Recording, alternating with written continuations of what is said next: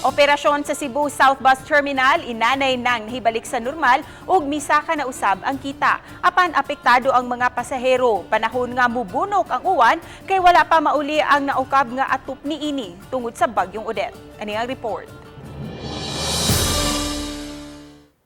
Gitakda ng ayum-ayumon ang atop sa Cebu South Bus Terminal human giukab sa bagyong Odette.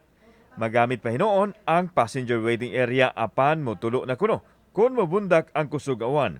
Samtang ipahibaw sa tagduma sa terminal nga normal ra ang operasyon, ngay nanay nang nahibalik sa normal ug medyo midako na usab ang kita. Dili man ingon kay dako itandi sa wa pa ang pandemic apan gilauman nila nga moabot ang panahon nga mokita og dako gikan sa terminal fee.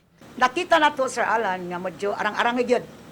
Labi pa sad ang norte kay ang atong gida no nga gihatag sa Governor South Bus Terminal man og North Bus Terminal. Yang nakita na ta karon nga medyo arang-arang na gyud. Not like atong last month sa December kay doon na magitoy audit. Dako usab ang natabang nga adunay partner nga private entity sa pagpadagan sa South Bus Terminal kay hapsay og wa nay makasud nga makiriwan og kamot. Gani nanawagan ang manager sa terminal Carmen Quijano sa mga pasahero nga adunay mga butang nga nawagtang sa pag-claim niini sa ilang buhatan sama nining relo ug mga sunglasses apan gikinahanglan nga pamatud-an nga sila gyud ang tag-iya. Daghan kay nahabilin dinhi nya kani bag-o na sad ni.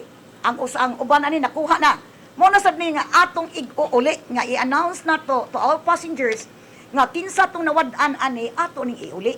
Kauban si Christopher Lumayag, ako si Alan Domingo. Balitang Bisdak.